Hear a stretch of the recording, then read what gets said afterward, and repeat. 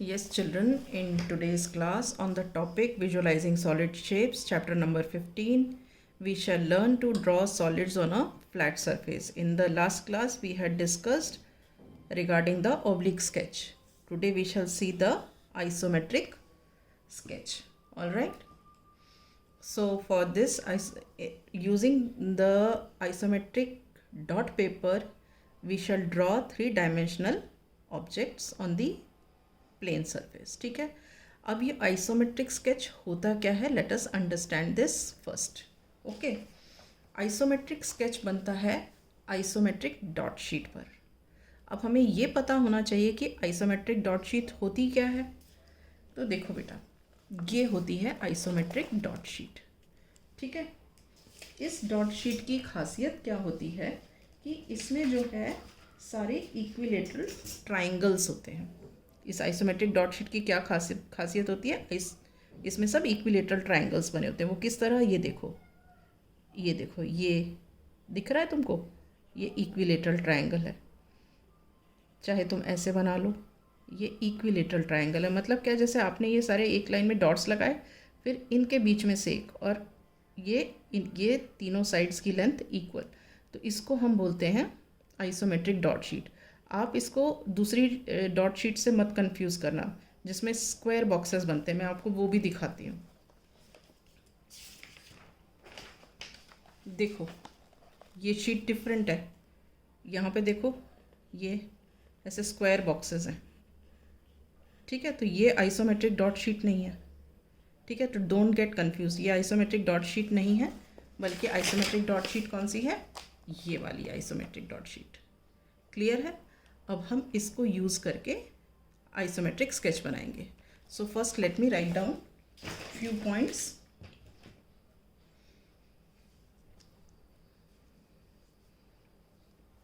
We use what, isometric dot sheet. Isometric dot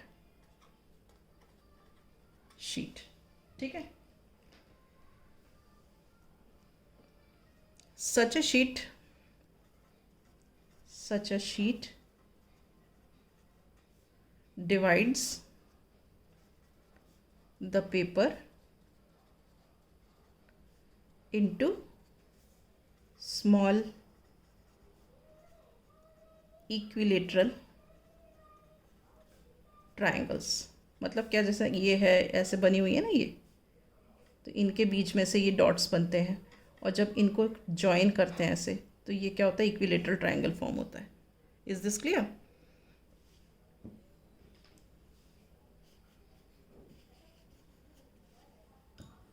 ठीक है,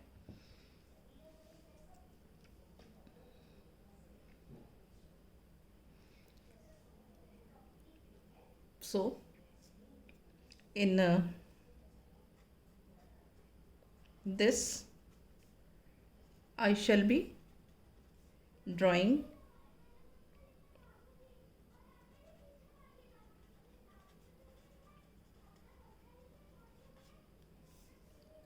isometric sketch of cuboid of dimensions 4x3x3. ठीक है, जिसका मतलब क्या है, व्हाट डज इट मीन.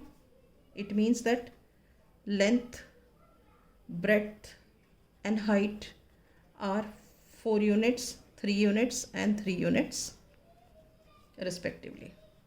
ठीक है, अब इसमें क्या होता है जो आइसोमेट्रिक स्केच में है,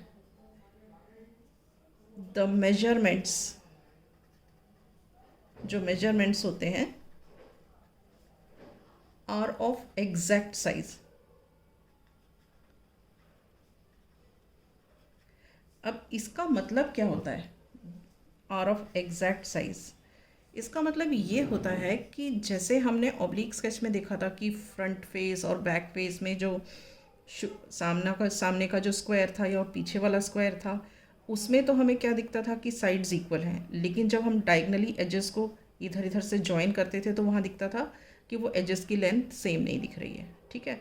मगर ये जो आइसोमेट्रिक है उसमें सारे साइड्स की लेंथ आपको एक जैसी दिखाई देगी, ठीक है। तो अब हम स्टार्ट करते हैं आइसोमेट्रिक स्केच बनाना, किसका, जिसकी लेंथ 4 है, ब्रेड 3 है और हाइट भी 3 यूनिट्स है, राइट।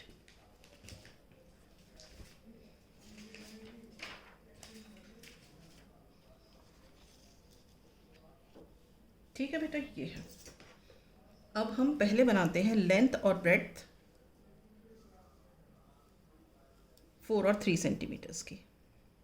ये हम बना रहे हैं क्या, आइसोमेट्रिक स्केच, जिसकी लेंथ 4 यूनिट्स है, ब्रेड 3 यूनिट्स है और हाइट भी 3 यूनिट्स है।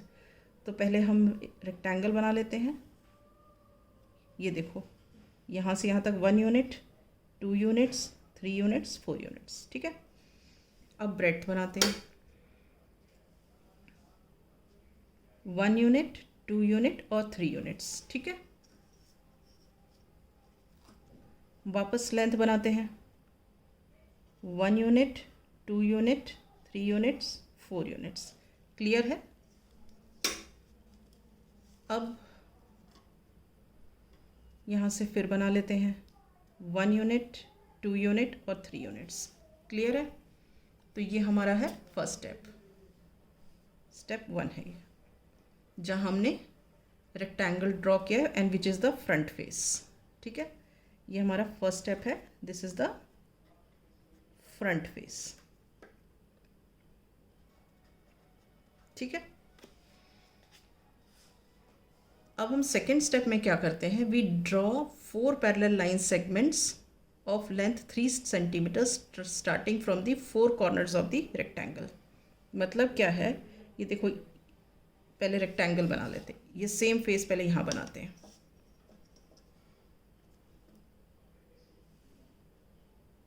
1 2 3, 1 2 3,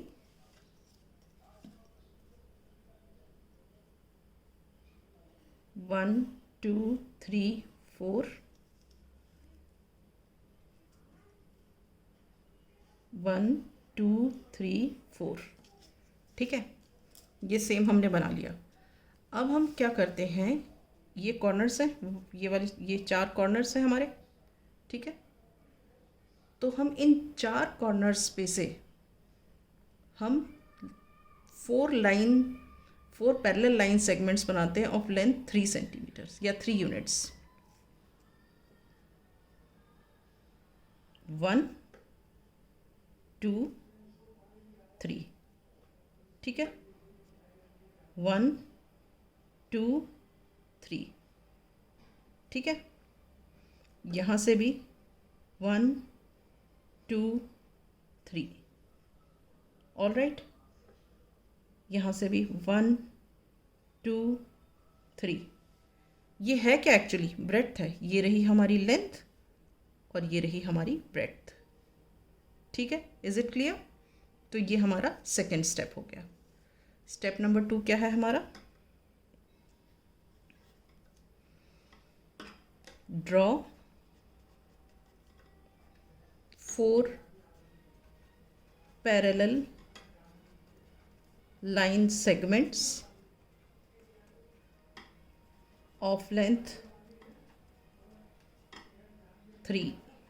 अब लेंथ का मतलब ये नहीं होता कि मैं ये वाली लेंथ की बात करी, मतलब एक डेफिनेट जो भी हमारी मेजरमेंट होती है उसको हम लेंथ बोलते हैं, चाहे ब्रेड्थ और या हाइट कुछ भी हो, बट हम उसको बोलते हैं length. Starting from the 4 corners of rectangle, ठीक है। ये हमारा फ्रंट फेस था। अब बेटा इस फ्रंट फेस से हमने ये लाइन सेगमेंट्स बनाई हैं जिसकी मेजरमेंट 3 यूनिट्स है, ठीक है।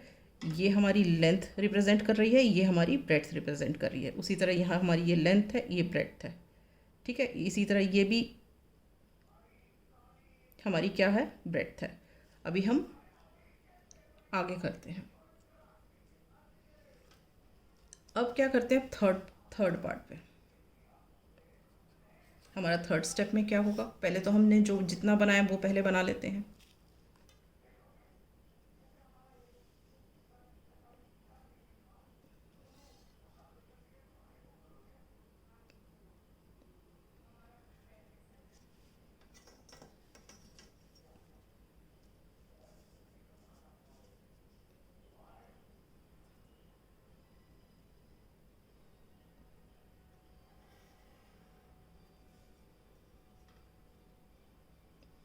ये मैंने बनाया हुआ है, ये है, ये तो हमारा स्टेप 1 था, ठीक है।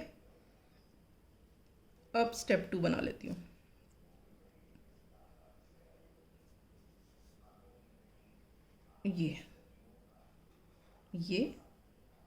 ये मेरा था स्टेप 2, ठीक है। अब हम कनेक्ट करते हैं कॉर्नर्स को, ये कॉर्नर और ये कॉर्नर कनेक्ट कर देते हैं, ठीक है। ये कॉर्नर और ये कॉर्नर कनेक्ट कर देते हैं, राइट। ये कॉर्नर और ये कॉर्नर कनेक्ट कर देते हैं, ओके। ये कॉर्नर और ये कॉर्नर कनेक्ट कर देते हैं, ठीक है। तो यहाँ पे मैं लिखती हूँ, connect the matching corners with appropriate line segments. Connect the matching corners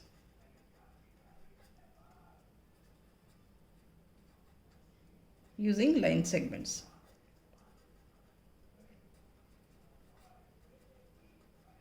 ठीक है। तो ये जो मेरा फिगर बना, ये मेरा आइसोमेट्रिक स्केच बन गया। क्यों आइसोमेट्रिक स्केच हो गया, हमने यहाँ पे क्या लिया था इसमें कि लेंथ, ब्रेड्थ और हाइट हमारी क्या होंगी, 4 units by 3 units by 3 units, ठीक है। तो अब देखो ये जो बना है, अगर हम मान लें लेंथ 4 यूनिट्स है, तो ये देखो 1 2 3 4, लेंथ हो गई 4 यूनिट्स। और ब्रेड्थ देखो 1 2 3 यूनिट्स हो गई, ठीक है। अब हाइट देखो, हाइट ये है 1 2 3 यूनिट्स, क्लियर है। Length, breadth, height, length is 4 units, breadth is 3 units, height is 4 units। कहीं से भी चेक कर लो, यहाँ से देख लो चाहे आप। ये रही हमारी लेंथ 1 2 3 4 यूनिट्स, ठीक है। ब्रेड्थ ये रही 1 2 3 यूनिट्स, हाइट ये रही 1 2 3 यूनिट्स। मतलब कि जो हमने लिखा है वैसा ही इसमें दिख रहा है, ठीक है। ऐसे स्केच को हम क्या बोलते हैं, आइसोमेट्रिक स्केच बोलते हैं। देखो मैंने इसका फिगर बना रखा है प्लेन शीट पे, वो ये फिगर है। इसको मैं थोड़ा सा डार्कन कर देती हूँ बेटा।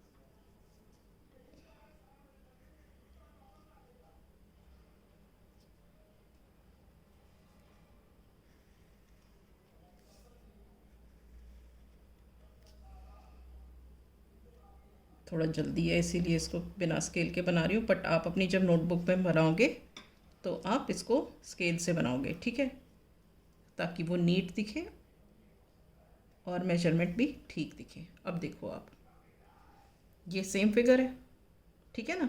ये मैंने डॉट पेपर पे बनाया था, ये मैंने प्लेन पेपर पे शो किया हुआ है। तो this is the figure of an isometric sketch. एक बार रिपीट कर रही हूँ, आइसोमेट्रिक स्केच में क्या होता है, जो हम डायमेंशंस लिखते हैं वो वैसे ही हम इस पर ड्रॉ भी करते हैं। किस की हेल्प से, आइसोमेट्रिक डॉट पेपर से। आइसोमेट्रिक डॉट पेपर क्या होता है, इसमें डॉट्स इस तरीके से बने होते हैं कि अगर हम उन्हें ज्वाइन करें 3 डॉट्स को तो इक्विलेटरल ट्रायंगल्स फॉर्म होते हैं, राइट। और ऑब्लिक स्केच में हमने क्या देखा था? ऑब्लिक स्केच में हमने ये देखा था कि हम उसको विजुलाइज तो कर लेते हैं कि हाँ ये क्यूब है या ये रेक्टेंगल है, लेकिन जब हम उसे पेपर पर बनाते हैं और पेपर पर बना के देखते हैं तो जैसे अगर हमने क्यूब बनाया तो उसके सारे साइड्स इक्वल दिखने चाहिए, तो वो इक्वल दिखते नहीं हैं, लेकिन हम विजुलाइज ज़रूर कर लेते हैं कि वो दिख रहे हैं. This is the basic difference between isometric sketch and oblique sketch, right? So with this I wind up my class. In the next class we shall take up different questions.